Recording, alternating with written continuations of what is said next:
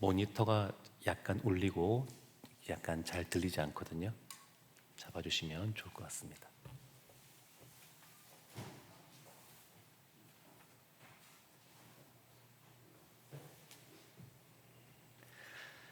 이사야서 14장 24절부터 15장 9절까지의 말씀인데요.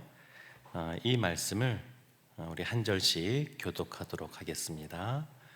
만군의 여호와께서 맹세하여 이르시되 내가 생각한 것이 반드시 되며 내가 경영한 것을 반드시 이루리라. 내가 아수르를 나의 땅에서 파하며 나의 산에서 그것을 짓밟으리니 그때에 그의 멍에가 이스라엘에게서 떠나고 그의 짐이 그들의 어깨에서 벗어질 것이라. 이것이 온 세계를 향하여 정한 경령이며 이것이 열방을 향하여 편 손이라 하셨나니 만군의 여호와께서 경령하셨은즉 누가 능히 그것을 패하며 그의 손을 펴셨은즉 누가 능히 그것을 돌이키랴. 아하스 왕이 죽던 해에 이 경고가 임하니라. 블레셋 온 땅이여 너를 치던 막대기가 부러졌다고 기뻐하지 말라. 뱀의 뿌리에서는 독사가 나겠고 그의 열매는 날아다니는 불뱀이 되리라. 가난한 자의 장자는 먹겠고 궁핍한 자는 평안히 누우려니와 내가 내 뿌리를 기근으로 죽일 것이요 내게 남은 자는 살육을 당하리라. 성문이여 슬피 울지어다. 성읍이여 부르짖을지어다. 너 블레셋이여 다 소멸되리로다. 대저 연기가 북방에서 오는데 그 대열에서 벗어난 자가 없느니라. 그 나라 사신들에게 어떻게 대답하겠느냐. 여호와께서 시온을 세우셨으니 그의 백성의 공고한 자들이 그 안에서 피난하리라 할 것이니라. 모압에 관한 경고라. 하룻밤에 모압 알이 명하여 황폐할 것이며 하룻밤에 모압 기르가 망하여 황폐할 것이라. 그들은 바익과 디몬 산당에 올라가서 울며 모압은 느보와 메드바를 위하여 통곡하는도다. 그들이 각각 머리카락을 밀고 각각 수염을 깎았으며 거리에는 굵은 배로 몸을 동였으며 지붕과 넓은 곳에서는 각기 애통하여 심히 울며 헤스본과 엘르알레는 부르짖으며 그들의 소리는 야하스까지 들리니 그러므로 모압의 군사들이 크게 부르짖으며 그들의 혼이 속에서 떠는도다. 내 마음이 모압을 위하여 부르짖는도다. 그 피난민들은 소알과 에글라 실리시아까지 이르고 울며 루잇 비탈길로 올라가며 호로나임 길에서 패망을 울부짖으니 니무림 물이 마르고 풀이 시들었으며 연한 풀이 말라 청청한 것이 없음이로다. 그러므로 그들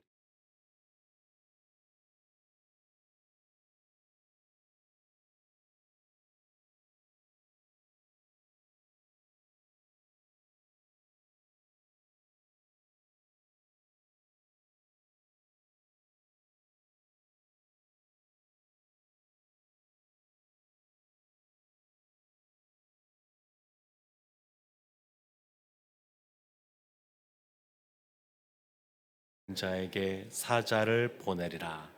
아멘. 살아계신 하나님의 말씀입니다.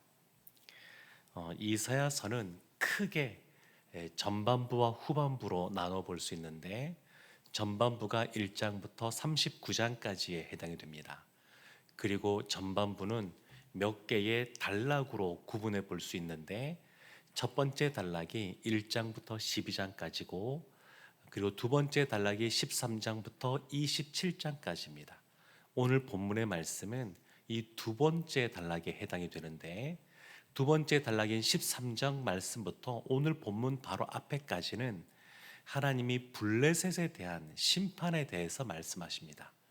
13장은 블레셋 제국에 대한 심판, 14장 오늘 본문 앞에까지는 블레셋 왕에 대한 심판에 대해서 말씀하시고, 그리고 오늘 말씀부터는 아수르에 대한 심판이 간략하게 나오고, 그리고 이스라엘을 둘러싸고 있는 열국들, 그래서 블레셋이라든지 모압이라든지 또 다메셋이라든지 이런 나라들에 대한 심판이 이제 이어서 나오게 됩니다. 오늘 본문이 시작하는 24절 말씀 보면 하나님이 아수르에 대해서 이렇게 말씀하십니다. 사실 아수르에 대한 심판은 이사야서 10장에서 자세하게 하나님께서 말씀해 주셨는데, 지금 대제국인 블레셋에 대한 심판을 말하면서 또 다른 대제국인 아수르에 대해서 간략하게 한 번 더 언급하고 있는 그러한 부분입니다. 24절에 이렇게 나오죠. 만군의 여호와께서 맹세하여 이르시되 내가 생각한 것이 반드시 되며 내가 경영한 것을 반드시 이루리라. 내가 생각한 것, 하나님이 생각하시는 것이 있습니다. 그리고 하나님이 생각한 것은 반드시 되며 이루어집니다. 그리고 이 말은 27절에도 이런 식으로 나와 있는데, 만군의 여호와께서 경영하셨은즉 누가 능히 그것을 패하며 그의 손을 펴셨은즉 누가 능히 그것을 돌이키랴. 하나님이 생각하시고 경영하시는 것, 그것은 반드시 하나님이 이루시는데 그것을 거역할 존재가 없다라고 말하고 있습니다.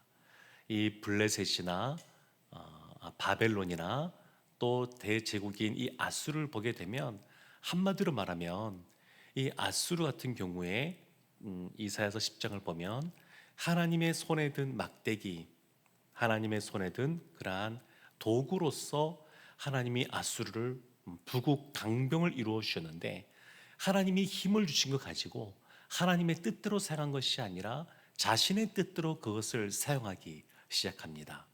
그래서 하나님이 그 아수르를 심판하시다는 내용이 10장에 나와 있습니다. 사실은 이 바벨론도 그렇고 아수르도 그렇고 다 마찬가지로 하나님을 의지하는 것이 아니라 자기 자신의 힘을 의지하고, 그리고 자기 자신을 과신하면서 높아지는 모습, 그러면서 다른 사람에게 군림하는 모습이 이들의 패망의 원인이 됩니다. 그래서 어제 본문이긴 한데 주일 그 큐티 본문인 이 바로 윗부분에 있는 14장 13절 14절에 이 바벨론에 대해서 이런 말씀을 하고 있습니다. 내가 내 마음에 이르기를 내가 하늘에 올라 하나님의 뭇별 위에 내 자리를 높이리라. 내가 북극 지폐의 산 위에 앉으리라. 가장 높은 구름에 올라가 지극히 높은 이와 같아지리라 하는도다. 그러니까 높아지는 거예요. 하나님이 주신 힘, 그것을 가지고 그 주님을 의지하는 것이 아니라 그 자신의 힘을 의지하고 자신을 과시하고, 예수님께서는 본체 하나님과 본체시나 하나님과 동등됨을 여기지 않으시고 자기를 낮추시고 비우시고 겸손한 모습으로 이 땅 가운데 오셨는데, 바벨론이나 이 아수르는 하나님이 주시는 힘을 가지고 오히려 자신을 과신하는, 그래서 예수님은 겸손의 모습으로 있었다 그러면 이 대제국은 군림하는 모습으로 있었기 때문에 이와 같은 심판을 맞이하게 됩니다.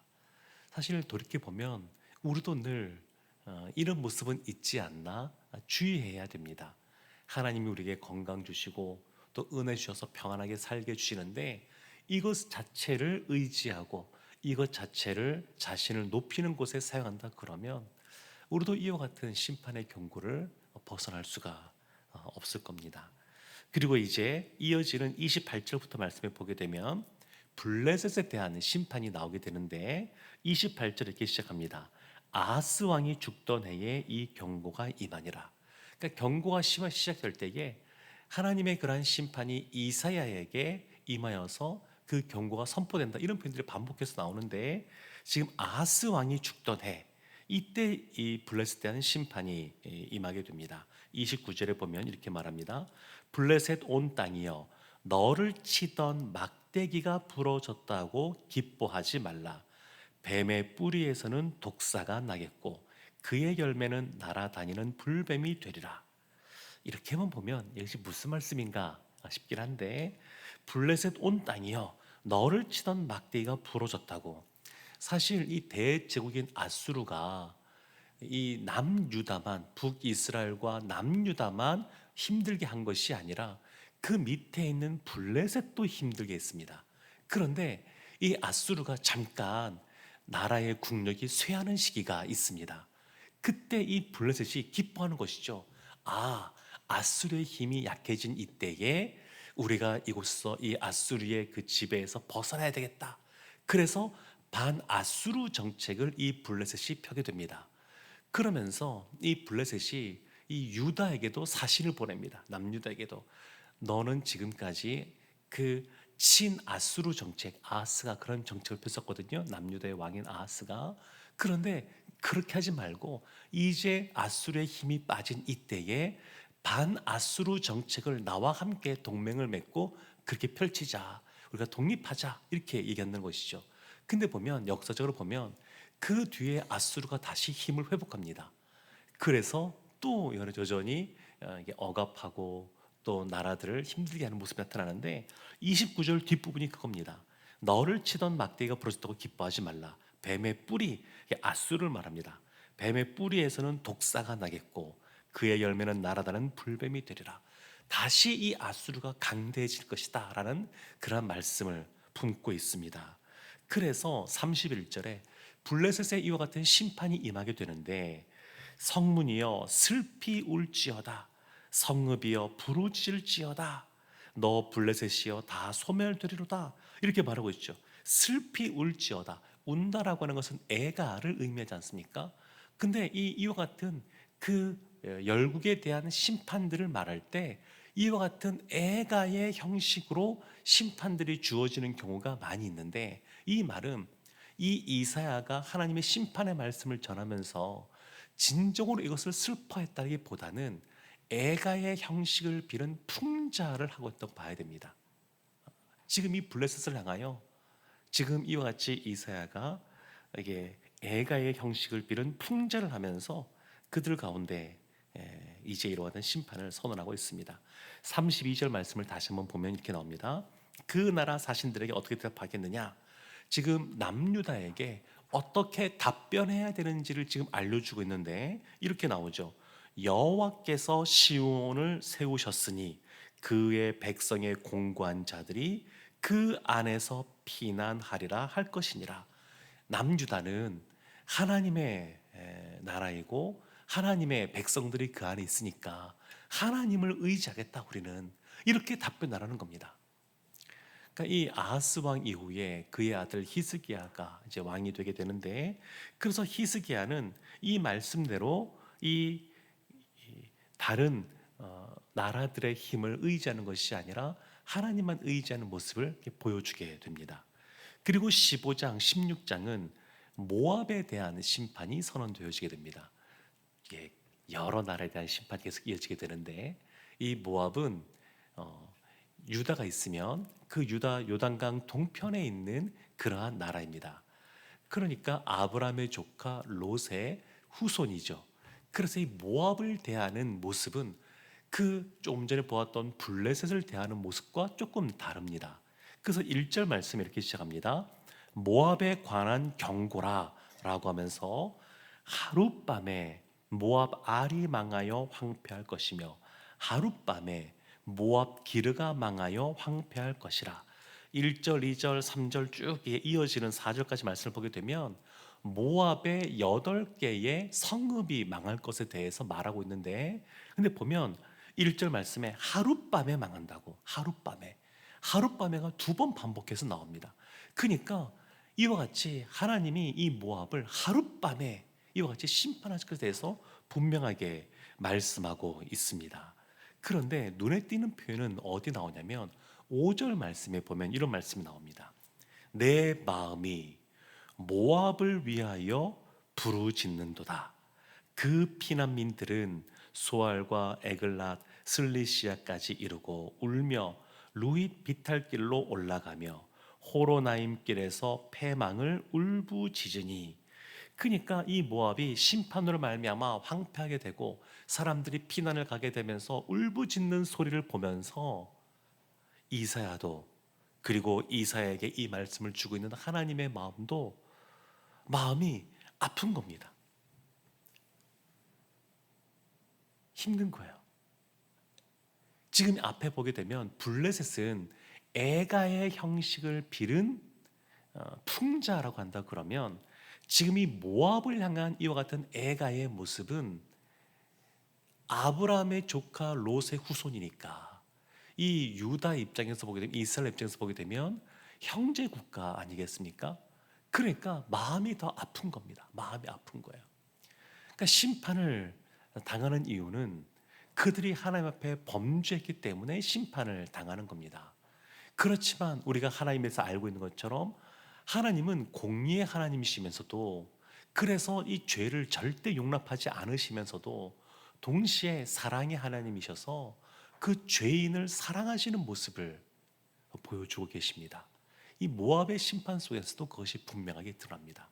그래서 그들이 하룻밤에 이와 같이 황폐하게 되고 심판을 받게 되겠지만, 이들이 겪는 고통과 이들의 울부짖음과 이들의 눈물을 보면서 우리 하나님께서도 마음 아파하시는 장면이 이 모압의 심판 속에 담겨져 있습니다.